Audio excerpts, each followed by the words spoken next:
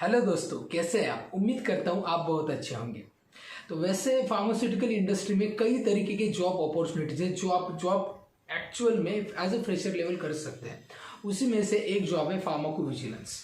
तो फार्माकोविजिलेंस में भी आप करियर अच्छा कर सकते हैं, लेकिन अगर आपको पाथ अच्छा नहीं मिला तो एक जगह पे आप स्टक भी हो सकते हैं। इसकी वजह से आपकी ग्रोथ भी वहाँ पे स्टक हो सकती है और बहुत सारे लोगों के ऐसे हुए। इसके लिए आपको ये जानना ज़रूरी है कि किस तरीके से आप मूव हो सकते हैं, जॉब कौन सा करना है, इसके बाद आपको नेक्स्ट जॉब कौन सा करना है, क्या सीखना है और किस तरीके से आप खुद को ग्रो कर सकते हैं, जहाँ पे आपको 5 साल के बाद काफ़ी अच्छी सैलरी भी मिल सकती है, आप स्टेबल हो सकते हैं। आपका जो स्टेबिलिटी पीरियड है ना फार्माकोविजिलेंस में, ये वो 10 साल नहीं जाएगा, 5 साल में ही आप स्टेबल हो सकते हैं। तो ये क्या कैसे कर सकते हैं, इसके बारे में हम आज इस वीडियो में जानेंगे। तो चलिए वीडियो को शुरू करते हैं।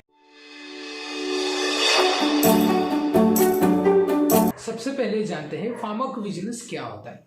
फार्माकोविजिलेंस ये काम करता है जब कोई भी मेडिसिन मार्केटिंग के लिए अप्रूवल मिलता है गवर्नमेंट की तरफ से, उसके बाद उसमें साइड इफेक्ट पाए जाते हैं। तो अगर कोई मेडिसिन को अनएक्सपेक्टेड साइड इफेक्ट कोई पाए जाते हैं जो कई कबार मतलब डेडली भी हो सकते हैं और कई कबार वो मॉडरेट भी हो सकते हैं स्टडी करने के बाद, लेकिन ये साइड इफेक्ट है, राइट, एडवर्स इवेंट है, एडवर्स रिएक्शन जो भी है। तो एक्चुअली ये क्या है, ये चीज़ें चेक करने का काम होता है फार्माकोविजिलेंस में। और यहाँ पे जो मेडिसिन्स जब भी मार्केटिंग होती है तो उसके साइड इफेक्ट बहुत सारे होते ही है, क्योंकि क्लिनिकल ट्रायल्स में बहुत सारे पॉपुलेशन एग्जाम्प्ट किए जाते हैं, जैसे जेरेट्रिक पॉपुलेशन, पेडियाट्रिक होती है, या फिर जो प्रेग्नेंट लेडीज होती है वो एग्जाम्प्ट किए जाते हैं। इसकी वजह से अगर उनको मेडिसिन दी गई तो अगर साइड इफेक्ट होती है so definitely that will be cover by pharmacovigilance team. इसके लिए इसमें डिमांड काफ़ी अच्छी है, लेकिन इसमें जो काम है वो जो बहुत सारे लोग 90% इसी सेगमेंट पे अटके पड़े हुए हैं। एक्चुअली ये क्या होता है ये बताता हूँ। जब भी फार्माकोविजिलेंस में आप जॉब के लिए शुरू करते हैं, एक्चुअली फार्माकोविजिलेंस जॉब के लिए कैसे अप्लाई करना है, एज अ फ्रेशर कैसे जॉब पा सकते हैं, इसके बारे में ऑलरेडी एक वीडियो बनाए, ऊपर आई बटन पे उसकी लिंक प्रोवाइड की गई है, वो वीडियो जरूर देखिए।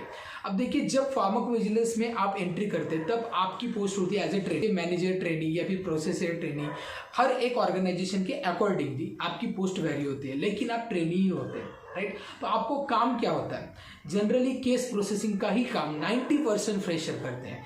जहाँ पे क्या होता है, कोई भी एडवर्स इवेंट होता है तो वो चेक करने का काम, मतलब ये फॉर्म फिलअप करने का डॉक्यूमेंट्री लेवल पे एक स्मॉल मतलब एकदम छोटी सी टास्क होती है इनिशियल स्टेज पे।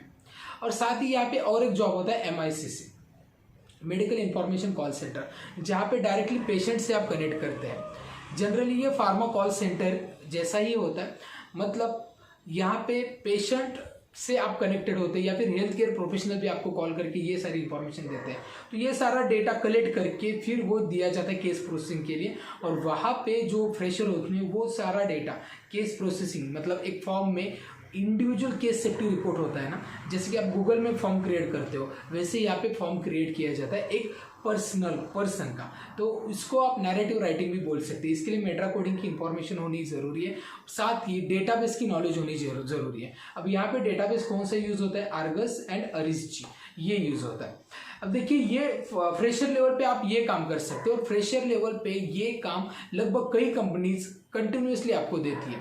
जब तक आपको ये समझ में नहीं आता कि ये काम आपको कब तक करना है, तब तक आप ये काम करते ही रहते हैं। आपको समझ में आता है जब कि यहाँ पे ग्रोथ नहीं है, आप आगे जाके ज़्यादा इंक्रीमेंट नहीं मिलेगी, तब आप उसमें स्टक हो जाते हैं। इसके लिए पहले से ही आपको क्या करना है मैं ये बताता हूँ। जब आप केस प्रोसेसिंग में काम करते हैं तो लगभग 2 साल या 2.5 साल तक आपको वहाँ पे काम करना है। उसके बाद आपको नेक्स्ट मूव होना है। अब यहाँ पे जॉब नेक्स्ट क्या रहता है, एक तो aggregate reporting and signal detection, ये 2 डिपार्टमेंट है, बहुत बढ़िया डिपार्टमेंट है। यहाँ पे सैलरी पैकेजेस भी अच्छे हैं, क्योंकि यहाँ पे क्या होता है, एक्सपीरियंस स्टूडेंट ही लेते हैं। अब आपको इसके लिए क्या ज़रूरी है, तो यहाँ पे एग्रीगेट रिपोर्टिंग की नॉलेज होनी काफ़ी ज़रूरी है, जो आपको केस प्रोसेसिंग में मिलती है। और साथ ही आप इसके लिए कुछ एक्स्ट्रा नॉलेज भी ले सकते हैं, ऑनलाइन हो ऑफलाइन हो, आप वो भी ले सकते हैं।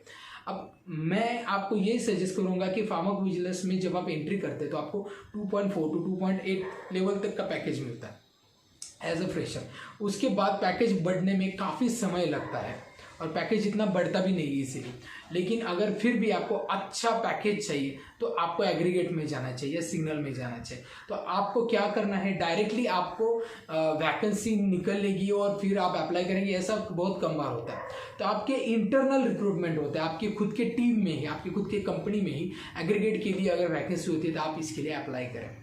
पहले आपको इसकी नॉलेज लेनी चाहिए पूरी तरीके से, उसके बाद ही आप इसमें इंटरव्यू क्रैक कर सकते हैं। वेरियस रिपोर्ट्स को किस तरीके से आप इसको रिपोर्टिंग, PSUR केस क्या होता है, किस तरीके से यह डेटाबेस बनाया जाता है, इसकी पूरी नॉलेज आपके पास होनी काफ़ी ज़रूरी है। अब ये आपने कर लिया, इंटरव्यू क्रैक कर लिया, तो आप इंटरनल रिक्रूट होते हैं। तो आपका पैकेज जैसे कि मैं बता रहा हूँ 2.8 है, तो यहाँ पे 3.8 हो सकता है पैकेज आपका, एक या 2 साल के बीच में, डिपेंड है आपके परफॉर्मेंस पे, ठीक है। और उसके बाद आपको यहाँ पे 2 साल काम करना है। मतलब जब आपका एक्सपीरियंस एक 4 साल का होता है, 2 साल केस प्रोसेसिंग में, 2 साल एग्रीगेट में, उसके बाद आपको स्विच करना है दूसरे कंपनी में। स्विच करने के बाद डायरेक्टली अच्छी ग्रोथ मिलती है, 30-40% आपको राइज मिलती है, ईजिली मिल जाएगी, क्योंकि आपका इतना एक्सपीरियंस होता है। तो आपको वो पैकेज बहुत अच्छा होता है, जैसे कि आपको 5 से 5.5 लाख पर एनम तक आपका पैकेज जा सकता है, और तब जाके आप सेटल हो सकते हैं, क्योंकि यहाँ पे आपको एज अ टीम लीडर भी लिया जा सकता है। और कुछ बहुत अच्छी कंपनीज है जो आपको पैकेज अच्छा देती है, जैसे कॉग्निजेंट है, जैसे बायो क्लिनिकल, जैसे एप्सर है, या फिर IQVIA है, या फिर MQR फार्मा है। और ये बहुत सारी कंपनीज है जो आपको अच्छा पैकेज देती है, तो इसके लिए आप यहाँ पे अप्लाई कर सकते हैं। लेकिन अगर आप केस प्रोसेसिंग में ही अटके रहे तो बहुत सारे साल आपकी ज़्यादा इंप्रूवमेंट भी नहीं होगी, और साथ ही वही काम आप करते रहेंगे, राइट। इसके लिए मैं आपको बताता हूँ कि स्मार्ट वर्क करें, आप सीख लीजिए और फिर PV में जाइए। PV का पूरा नॉलेज अगर आपको लेना है तो इसके लिए आपको पहले तो पूरी यहाँ पे जो PV होता क्या, टर्मिनोलॉजी से लेके नैरेटिव राइटिंग, मेट्रा कोडिंग क्या होता है, इसमें आर्गन डेटाबेस में काम कैसे करते हैं, इसकी नॉलेज लेनी चाहिए। इसके लिए आप हमारा कोर्स भी ज्वाइन कर सकते हैं, जो इंडिया का सबसे मोस्ट अफोर्डेबल कोर्स है फार्माको विजिलेंस में, और काफ़ी अच्छा रिस्पॉन्स भी मिला है। डेफिनेटली यहाँ पे डेडिकेटेड नॉलेज आपको प्रोवाइड किया जाता है, रिज्यूम प्रिपरेशन किया जाता है, मॉक इंटरव्यूज लिए जाते हैं, पूरी तरीके से आपको प्रिपेयर किया जाता है, जिससे आप इंटरव्यू में बेस्ट परफॉर्मेंस दे सकें। तो ज्वाइन करने के लिए डिस्क्रिप्शन में पूरी डिटेल दी गई है, आप वहां से डायरेक्टली इस कोर्स को ज्वाइन कर सकते हैं। बहुत लिमिटेड सीट्स अब बची है और बहुत कम दिन भी बचे हैं एनरोल करने के लिए।